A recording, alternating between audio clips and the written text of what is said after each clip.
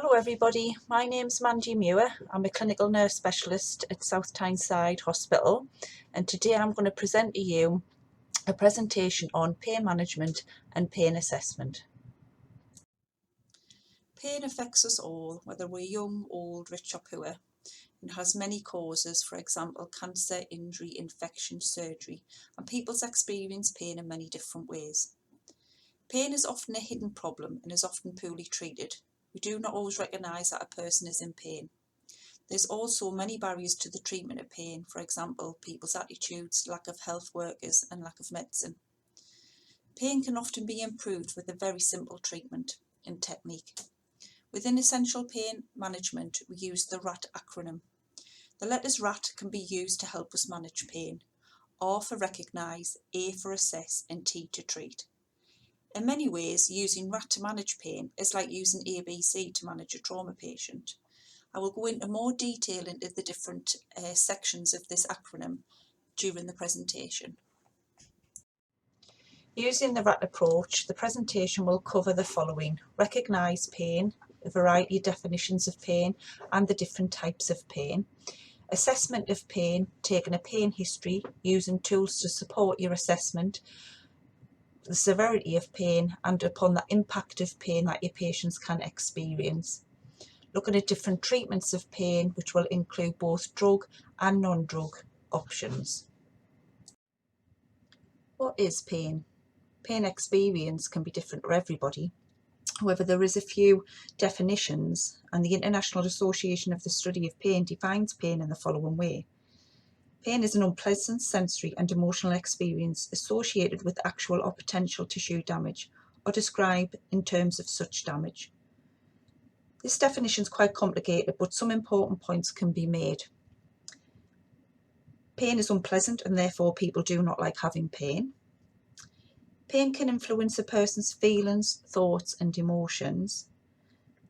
And pain is not always associated with visible tissue damage.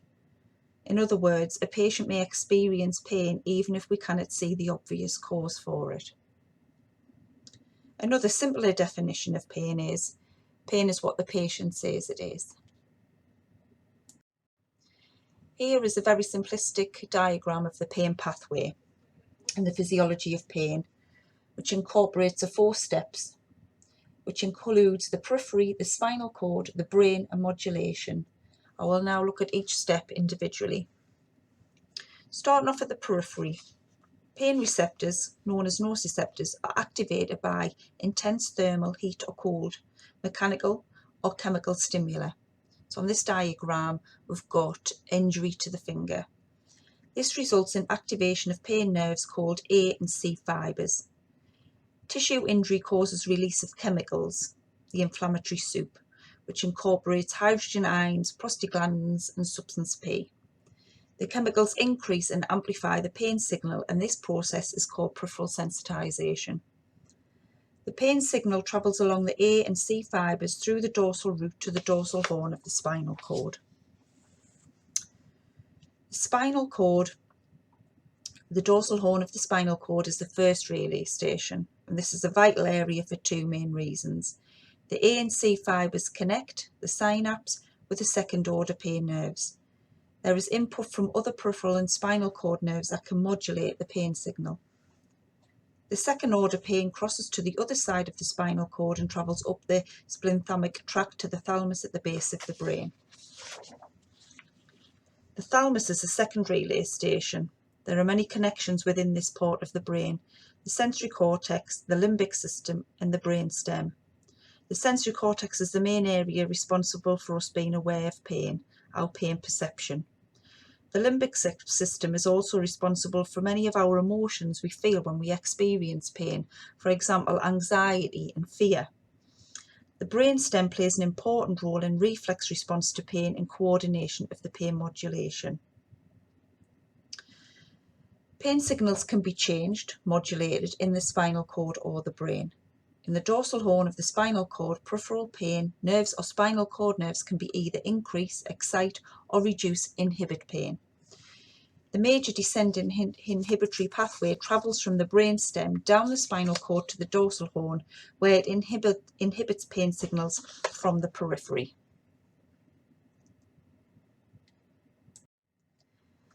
There are 3 classifications of pain, and I'm going to go into more detail within the presentation and each slide.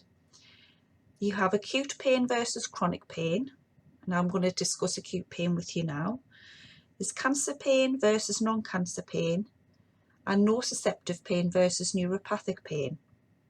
Not all pain is the same, and not all patients experience pain the same way. And it's important to classify pain because this helps you choose the best treatment for your patients. Pain can be classified in these ways, and it can be done simply by using 3 main questions. How long has the patient had pain? What is the cause of pain? And what is the neural mechanism? Pain can be acute, which is pain for less than 3 months, or can be chronic, which is classified as more than 3 months, or lasting after normal healing.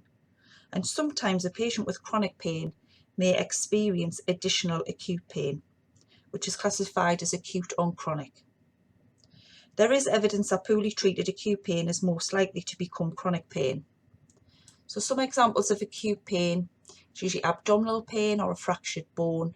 It has a limited time in its healing. Patients can usually tell you when it started, and there is a progressive improvement over a short period of time. Patient knows that it will improve with each day being slightly better than the previous one. For example, post-surgical pain. You would expect this pain, as the inflammation reduces and the healing progresses, that the pain reduces each day. Chronic pain is classified as pain that's lasted more than 3 months, despite medication or treatment. It's a chronic pain state which is persistent. The cause of pain cannot be removed or otherwise treated. It may be associated with long-term conditions, for example, arthritis. One of the main risk factors for chronic pain is poorly treated acute pain. The management of chronic pain has a different approach to acute pain. Chronic pain needs more of a biopsychosocial assessment and management plan. Acute and chronic pain can either be nociceptive, neuropathic, or mixed, both nociceptive and neuropathic together. Nociceptive pain includes the somatic and visceral nerves. The somatic nerves are detected and are located within the skin and deep tissues. These can include the skin, muscle, joints and bones and ligaments. It's often known as musculoskeletal pain, and I think most of us have felt this type of pain at one time in our lives. It's well localised. It can be reproduced by touching or moving the area or tissue involved, and it can be often sharp. The visceral nerves are located around the internal organs of the main bodies, for example your thorax, abdomen and pelvis. May feel like a vague, deep ache and sometimes described as cramping or colicky in nature. Neuropathic pain is caused by damage to or abnormal function of the nervous system. It's sometimes called pathological pain. It's an abnormal processing of pain signals in the spinal cord and brain. Patients often describe pain as shooting or burning and may also complain of numbness or pins and needles. The pain is often well localised, for example post-amputation pain, diabetic pain or sciatica. Just to summarise so far what we've covered acute versus chronic pain and acute on chronic pain. Difference between nociceptive pain and neuropathic pain. So nociceptive pain arises from actual or threatened damage to non-neural tissue and is due to the activation of nociceptors. Neuropathic pain, pain caused by a lesion or disease of the somatosensory system, and we've acknowledged that poorly managed acute pain can lead to chronic pain. There are benefits of effective pain management for the patient, the patient's family and society, which includes the hospital and the wider community. Treating pain is the humane thing to do. There's less suffering and greater dignity. There's fewer physical complications, improving sleep and better appetite. Early mobilisation faster recover after injury or surgery, and fewer medical complications, for example heart attack, deep vein thrombosis. There's fewer psychological problems, less depression and anxiety, and for society there's lower health costs. Patients are discharged earlier and are less likely to be readmitted to hospital. Can reduce and shorten the length of hospital stay. Patients are able to work and contribute to the community also. Undertreatment of acute pain can affect the patient both physically and psychologically. It can affect the respiratory system, the cardiovascular system and the gastrointestinal system. For example, post-operative patient, if pain is not controlled, the patient won't be able to cough, deep breathe. This would lead to sputum retention, atelectasis and could lead on to a chest infection. Affect the cardiovascular system, increase tachycardia of the patient and blood pressure, increase myocardial oxygen consumption, can cause ischemia and the patient's at increased risk of DVT as will be unable to mobilise. Gastrointestinal, it reduces the motility of the gastric system, which can then lead on to nausea, vomiting and constipation. Psychologically, it can affect increased fear of patients, increase anxiety and cause sleeplessness. Pain assessment is the fifth vital sign along with temperature, pulse rate, blood pressure and respiratory rate. It is important to assess the severity of the pain to help guide treatment. Pain should be measured both at rest and on movement, and there are a variety of pain assessment tools that can be used to help aid your pain assessment. There are a variety of pain assessment tools that can help you when you are carrying out your pain assessment. The most common used is a numerical pain score. Easiest way is to ask the patient.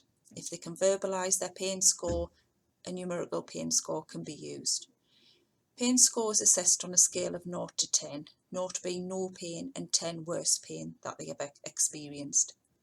It can be broken down into 3 subsections of mild, moderate and severe pain. In patients with no underlying chronic pain issues, the aim is for the score to be low 3 or less. Functional pain scores are most important.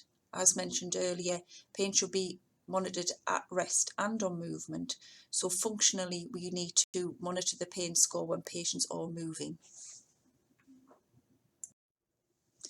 Here is an example of a numerical rating scale, with 0 being no pain at one end of the ruler to 10 being the worst possible pain at the other end and moderate in the middle. The British Pain Society advocates a functional pain assessment tool is used alongside a numerical rating scale. The functional pain assessment tool looks at both active and passive activities and is graded up against that, so looking at movement, deep breathing, coughing, activities of daily living, reading, watching TV and talking on the phone. It prevents underprescribing of medication and also overprescribing, and can also help support the omission of analgesia. It's to not give analgesia when not needed. Not all patients can verbalise their pain score. Patients with a cognitive impairment, for example patients with dementia, Alzheimer's disease, or had previous head injuries, may not be able to verbalise and give you a score. The Pain Assessment Scale can be used within this cohort of patients. The total score ranges like the other tools, 0 to 10, and there's a possible interpretation of the scores as with the other pain assessment tools. 1 to 3 is mild, 4 to 6 is moderate, and 7 to 10 is severe. And these are all based on a standard 0 to 10 scale behaviour.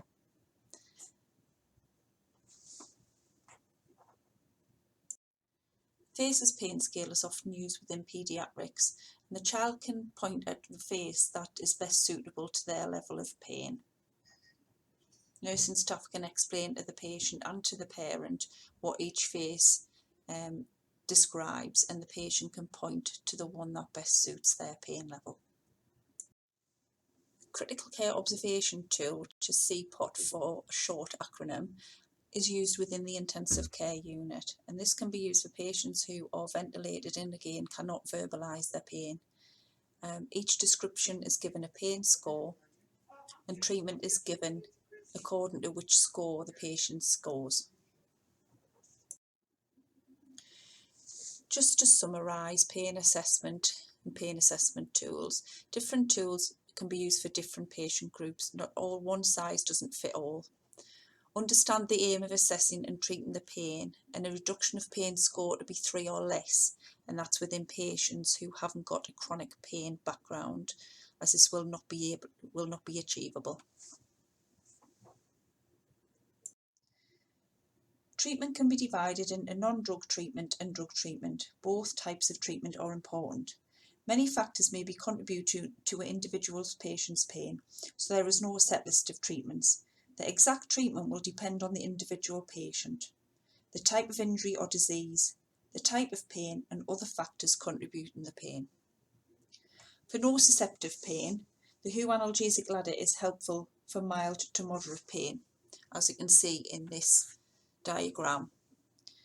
There is 3 steps: step 1, step 2 and step 3. In step 1 you start off with regular simple drugs, paracetamol and an anti-inflammatory. Move up and add in codeine or morphine early if moderate to severe pain or simple drugs are inadequate. In severe pain, if possible, use small amounts of doses of morphine IV to control the pain early. Strong opiates for moderate to severe pain. This can be a step up or step down approach. If a patient comes into hospital with severe pain, step 3 can be applied and then reduced down to step 2 and step 1 as the pain improves. If a patient comes in with mild pain and increases over time, it can go from step 1, step 2 to step 3. The WHO analgesic ladder may not work as well in patients with neuropathic pain. Consideration of using and incorporating tricyclic antidepressants such as amitriptyline, gabapentinoids such as gabapentin and pregabalin may need to be included. And also don't forget non-drug treatments, which we are going to cover next. Non-pharmacological treatments can be equally as important. Things such as hot packs and cold packs, TENS machines, talking to your patient, rest, acupuncture, TENS machines, all these incorporated can help reduce your patient's pain. So to summarise pain treatments, we've looked at drugs, regular and PRN, so that's for breakthrough pain, stepping up and stepping down the analgesic ladder, opiates for acute pain, they are less useful for chronic pain. We've looked at non-drug treatments, psychological support, repositioning, physio, hot and cold pack and TENS machines. To summarise the presentation, looking over the RAT acronym, R for recognise. We sometimes forget to ask whether the patient has pain, and sometimes patients don't or can't tell us. If you don't look or ask, you don't find. Does the patient have pain? Look for pain behaviours. Are they using non-verbal signs? Your pain assessment tools can be utilised to support your assessment. How severe is the pain? Don't forget to measure the pain at rest and on movement. How is the pain affecting the patient? Can the patient move, deep breathe, cough? Can the patient work? What type of pain is it? Is it acute pain? Is it chronic pain? Is it neuropathic pain? Is it nociceptive pain? Are there other factors that are exacerbating their pain? Physical factors and other illnesses, psychological factors, social factors, anger, anxiety, depression and lack of social support. Treatments can be divided into non-drug and drug treatments. Both types of treatments are important. Many factors may be contributing to individual patients' pain, so there is no set list of treatments. And the exact treatments will depend upon the individual patient. Hope you all are well, and thank you for your time.